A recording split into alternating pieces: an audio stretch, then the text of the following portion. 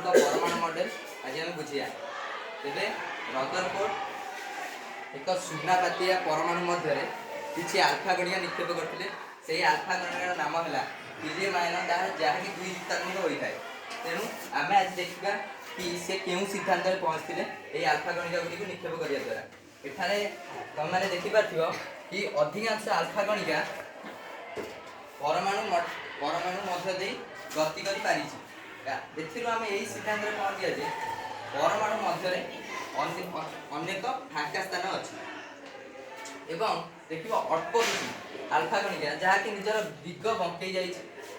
तेणु आम ए जानिले कि परमाणु मध्य एक युक्तात्मक चार्जित केन्द्र अच्छी जो कि प्रोटॉन नामक युक्तात्मक चार्ज अच्छी एवं बहुत अल्प किसी आल्फा कणिका